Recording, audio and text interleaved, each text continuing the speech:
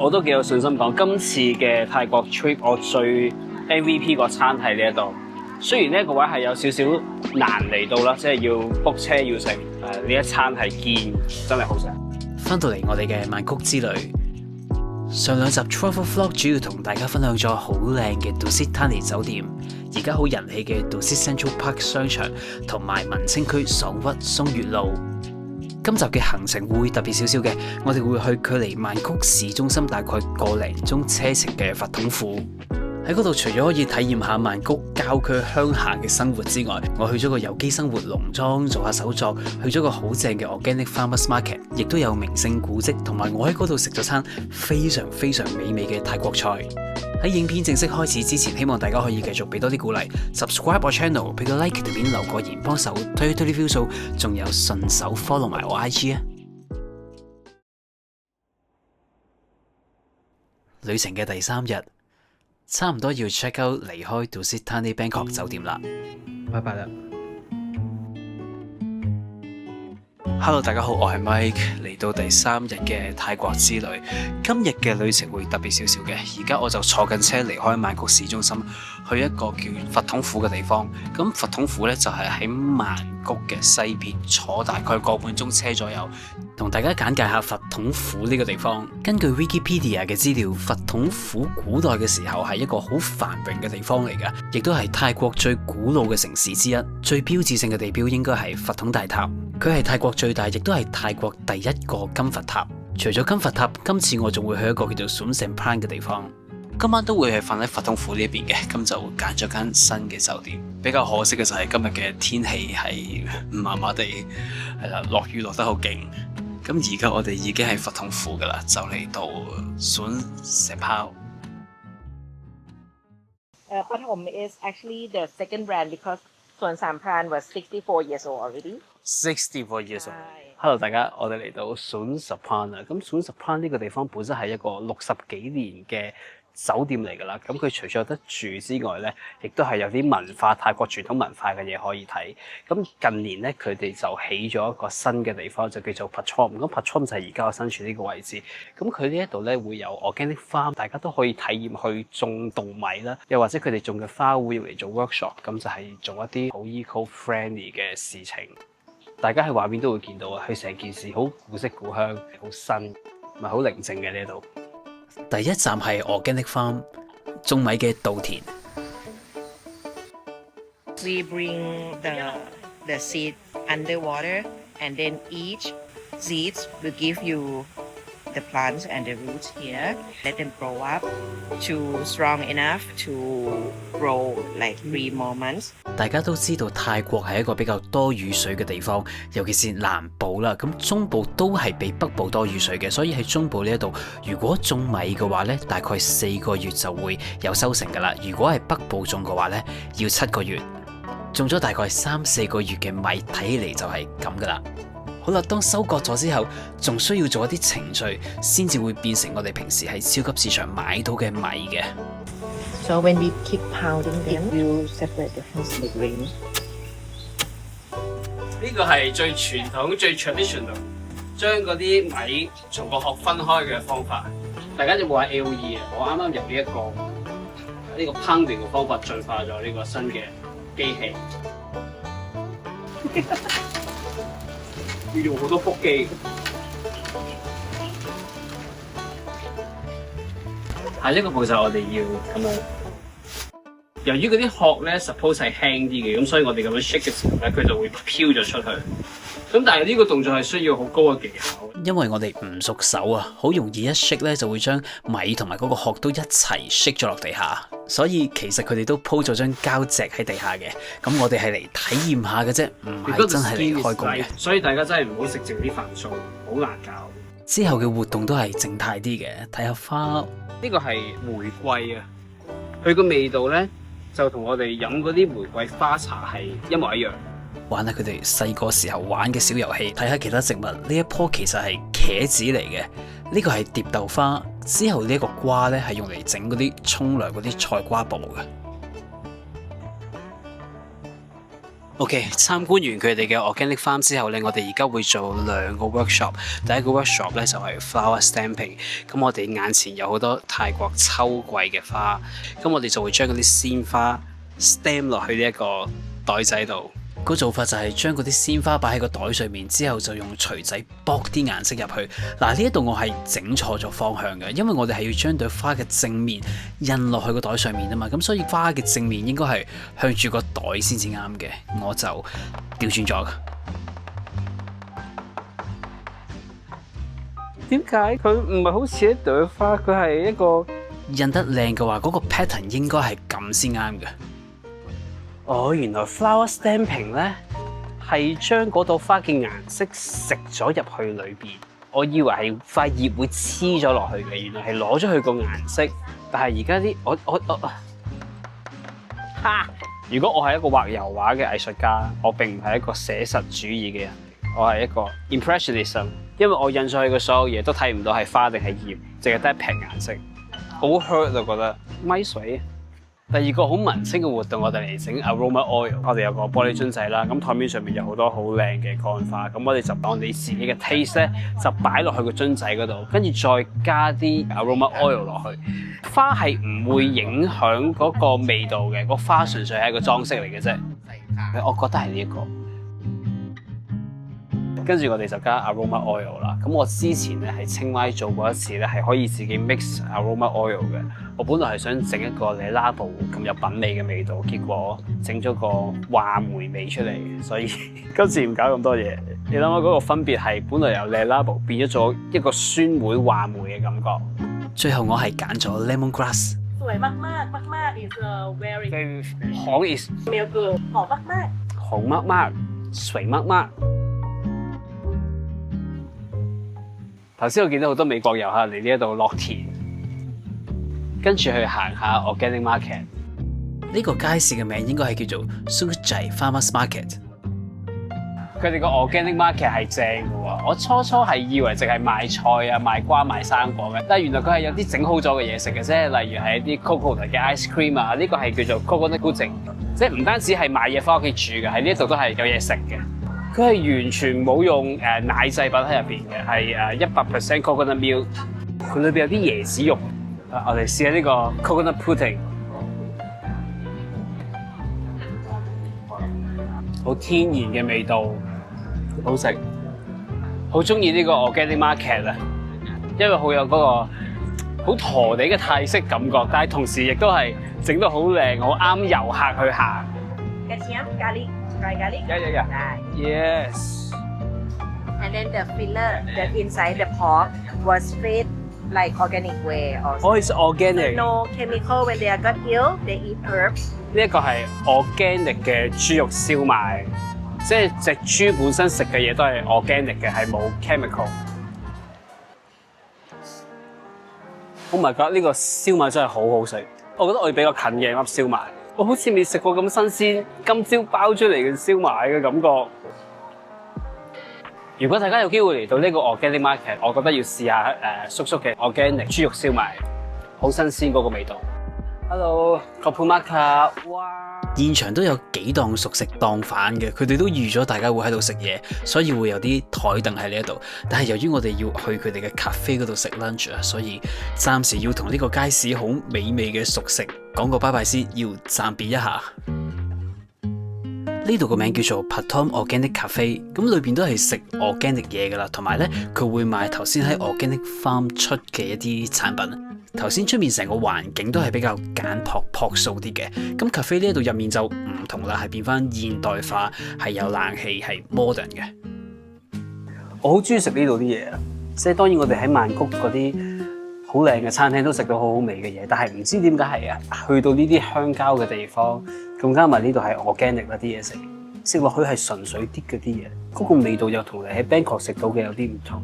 至於喺 cafe 入面 order 到嘅食物，其實佢哋都係 OK 嘅，個擺盤好靚。我哋嗌咗個炒飯，嗌咗 pad thai，嗌咗一個咖喱蝦，呢一個係青咖喱雞。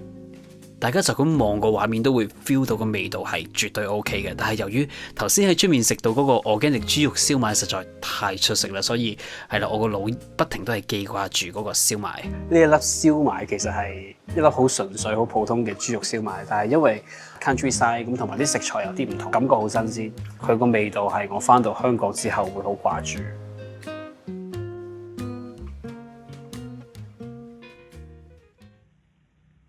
Hello， 大家同大家 room tour 下今晚喺佛統府呢一邊住嘅酒店啦，就喺我哋頭先去嘅 Organic Village 大概10分鐘車程遠嘅啫，叫做 Nira Retreat Hotel， 應該係佛統府當地品牌嘅酒店，乾淨企理，佢唔係行嗰啲好 fancy 奢華嗰啲路線嘅，位置喺對 Chin River 隔離。佢其中一個特色係盡量 eco-friendly， 所以即使喺泰國啊，你會見到佢有垃圾分類，同埋佢係冇樽裝水牌嘅。我印象中佢係有個水機喺 lobby， 同埋如果你想買呢啲沖涼洗頭液嘅話咧，係可以自己攞個樽嚟就稱幾多買幾多。大家聽個名都知道啦，呢一間酒店係嗰種想你嚟到呢一度住咧，係身心靈都會放鬆嘅嗰一種。咁所以呢一間酒店嘅房間咧係冇電視嘅。咁佢個酒店房間其實 OK 嘅，係嗰種好木有少少禪意嗰種。咁佢冇電視咧，取而代之就係張床係 exactly 對住呢一片窗口。咁外面嘅風景咧就係一條好泰式嗰啲河啊。我嚟咗泰國幾次，其實我係第一次咁近遇到呢一啲河邊屋仔嘅。同埋唔知點解條河咧成日都會有啲植物咧，好似一個漂流嘅小島咁樣飄過。我哋再睇多一睇間房啦。咁由於佢係 eco-friendly 啊，所以就冇得浸浴噶啦，佢係 shower 企缸嚟嘅。成個設計都係清清地白色，再加好多木嘅元素。另外佢間房都係有2個垃圾桶嘅，有做垃圾分類。喺房 hea 咗一陣之後，我哋去到酒店嘅 cafe。呢一個係攞咗2025年冠軍嘅 Geisha Coffee， 佢嘅價錢係比較貴嘅。個原因係因為咧 Geisha 係好難種嘅，即係我聽過咖啡農講過，譬如種10棵 Geisha 咁樣啦，過程中好多咖啡都會係嗰啲咖啡果會去細咗，所以佢嗰個產量係比較少。同埋我哋嗌咗一個 coconut coffee。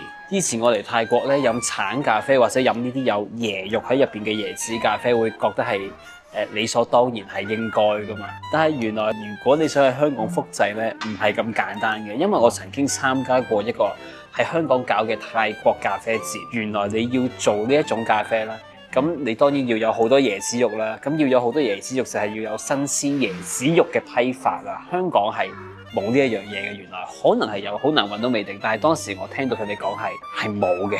最直接嘅方法就係你要買個椰子翻屋企自己剷開啲肉去做。咁所以大家下次嚟到泰國，如果飲到 coconut coffee 有新鮮嘅椰子肉咧，係要珍惜享受一下嘅。嗰日喺呢間 cafe 飲到嘅 coconut coffee 同埋頭先我講過嘅 Geisha 藝妓咖啡，我都係俾好高分嘅。至於佢哋嘅甜品蛋糕方面，我哋嗌咗個 cinnamon roll 同埋有一個椰子蛋糕，都係好食嘅，但係口味上我哋覺得甜咗少少嘅。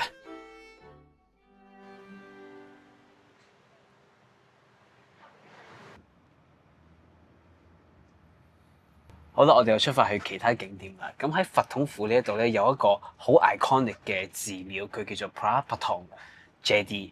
佢已經係有2000年歷史㗎啦。另一個重要意義就係我哋而家去緊嘅呢個 temple 咧，係泰國第一個 temple 係有金色嘅佛塔。我哋嚟到佛統府最重要嘅景點啦。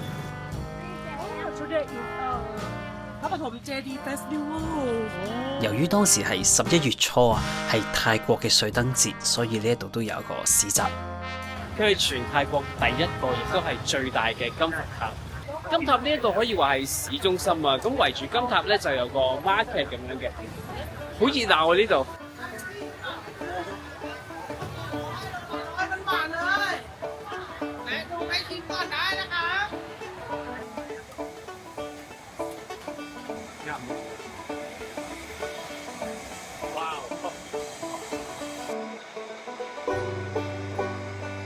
穿過熱鬧嘅市集之後，就會見到佛統大塔。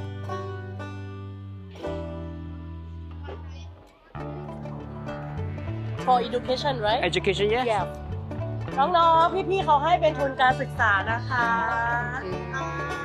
ขอบคุณค่ะโอเค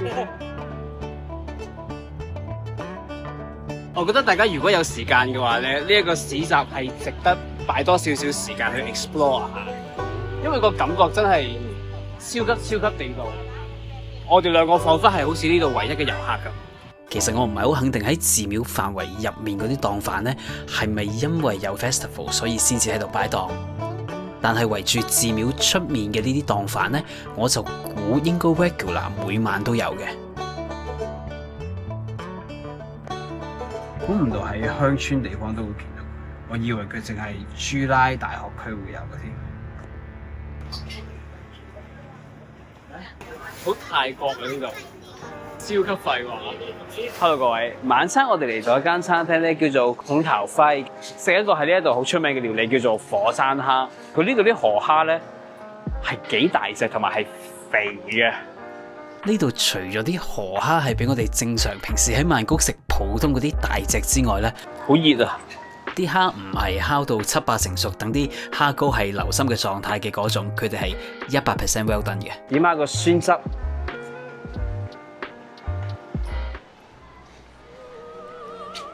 好耐，呢個估佢唔到，呢個好食。平時我係麻麻地中意食呢一啲河蝦嘅，呢個係好食，冇霉嘅感覺，佢完全係。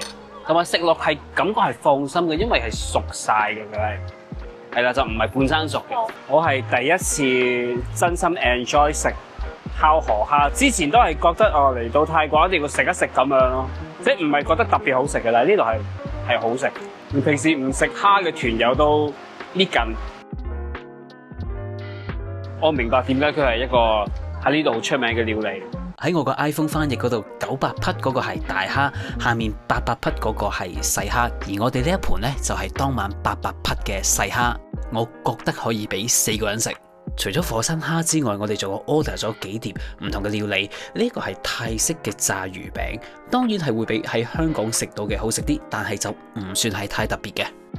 蟹肉炒飯好食，未去到令到你覺得非常驚豔嘅嗰一種好食，但係係 OK 嘅。呢一碟係泰式青口蠔嗰啲煎餅，佢哋呢一度嘅青口煎餅定係青口煎蛋。平時我哋食嘅係煎到好燶好油噶嘛，但係呢一個係個蛋仲係有啲 soft 嘅感覺。你仲見到蛋白同蛋黃唔係完全酥脆，係溫和好多嘅，唔係100% 超級熱氣嗰一隻，我係 OK 嘅。而呢一餐除咗火山蝦之外，第二個 MVP 就係佢啦，小辣嘅冬陰功。其實我聽到係 micro， 即係直頭係辣嘅。大家睇下喺湯入面嘅河蝦呢，係去咗殼同埋係肥美嘅。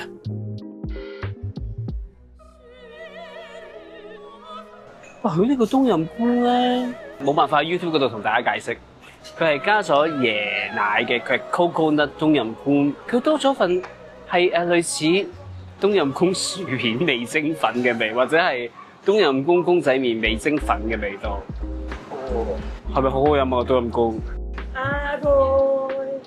呢間餐廳係得到曼谷人嘅認可。阿來 ，This is one of the best 冬陰功 I've had. So good. 暫時係人生冬陰功喺呢一度，我都幾有信心講今次嘅泰國 trip 我最 MVP 個餐喺呢一度。雖然呢一個位係有少少難嚟到啦，即係要 book 車要食，呢一餐係堅真係好食。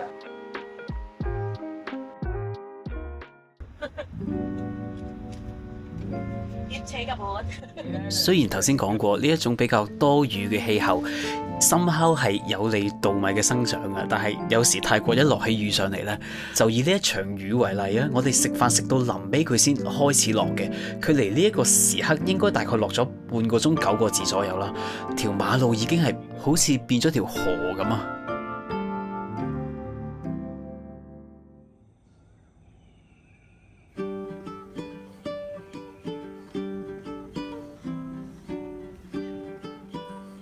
！Hello 各位早晨，食早餐啦！呢個朝頭早就有翻啲陽光。當有陽光嘅時候咧，呢一間酒店嗰個顏值係忽然間提升咗10級嘅。一入到嚟朝頭早啲晨光曬入嚟嘅時候咧，黃黃地咁係第一眼入到嚟，我哋係哇咗一聲嘅。其他外國人一入到嚟都係哇 such a beautiful space 咁嘅感覺。咁同埋呢一度嘅早餐係比我想象中有心機10萬倍嘅嗰種泰國細細地嘅酒店，但係你又知道佢哋好用心去經營嘅早餐。即係你見到佢個早餐真係落足心機去整，因為呢間酒店其實唔係好大嘅，但係佢哋都咁樣去準備個咁靚嘅早餐。有陣時喺泰國住酒店就唔係話最貴或者係最平就一定係好定唔好，有陣時真係好睇佢哋俾唔俾心機去做。睇到呢個早餐，我覺得佢哋真係好俾心機。就係咁樣，食完早餐之後，我哋就結束咗今次2日1夜喺佛統府嘅旅程啦。下一站我哋翻到去曼谷。好啦，我哋一齊嚟睇睇最尾一晚喺 Bangkok 嘅酒店啦，係 Nana 站附近嘅 Pipa。根據網上資料，呢一間酒店係新開張嘅，但係我估計呢個 building 應該本身就喺度噶啦，咁係重新裝修過啲房，我哋嚟睇睇。對於喺曼谷呢幾年新開比較 boutique 唔係好大間嘅酒店呢，佢嘅 decor 我哋嘅刻板印象多數都係比較清，係好多木造家私、白色牆、淺灰色 sofa 比較清嘅嗰一種啊嘛。Pipa 呢度就唔係行嗰個路線嘅，呢度係好多 pattern， 好色彩繽紛嘅。我覺得呢間酒店嘅定位係，如果你上間酒店離 BTS 站唔係太遠，佢係幾近 Nana BTS 站㗎，由酒店呢度行過去，我諗大概5分鐘左右。由於佢哋嘅房間係新裝修啊，所以係乾淨企理嘅。要考慮嗰個地方就係睇下你中唔中意 Nana BTS 站附近呢一條酒吧街嗰個 vibe 啊。根據我嗰日嘅觀察啊，感覺上呢一區係比較受歐美遊客歡迎嘅。另外就係睇下你中唔中意 Nana 酒吧街嗰個熱鬧嘅感覺啊。如果你係蒲開呢一區，想好方便一落酒店就去到附近嘅酒吧嗰度飲嘢嘅話，你可以睇一睇呢一度。但係如果你想酒店下面條街清靜少少嘅話呢，我諗你要再睇一睇啦。搭咗一個站 BTS， 我哋嚟到 Terminal 21。由於係最後一日啦，所以就冇做太多新嘅事情，都係去翻啲以前去過嘅地方。去咗隔離 Terminal 21 Less We Less 嗰度揼咗個骨，我仍然覺得佢嘅 CP 值係高嘅。雖然佢貴過街邊普通按摩店少少，但係佢啲毛巾啊樣嘢都係乾淨啲嘅，所以係 OK 嘅。之後再落咗 food court 嗰度食嘢，幾年冇嚟，我覺得佢個豬手飯都係 keep 到嘅，好抵食。好似呢一碟係52匹，但係團友嗌嗰個魚蛋粉呢就爭少少啦。同埋幾年前我有個 travel vlog 講過呢一度嘅芒果糯米飯好好食嘅，嗰日去就跌咗鑊少少，個糯米飯就冇以前咁好食，同埋嗰一個芒果係唔得。所以要再去 After You 嗰度食翻個好味嘅芒果糯米飯冰。佢哋係有啲計嘅，每次食都覺得好好食。尋晚有一位泰國姐姐教我，如果你想講話好好食，我哋會阿羅咁樣咯。佢話如果真係好好食咧，係阿羅，即係個羅你拉長佢咧，就好表達到你覺得真係好好食。好啦，各位，今次我哋就傾到嚟呢一度先啦。離開前，希望大家可以繼續俾多啲鼓勵 ，subscribe 我 channel， 俾個 like 條片，留個言，幫手推啲 view 數，仲有順手 follow 埋我 IG 啊！我哋下次見。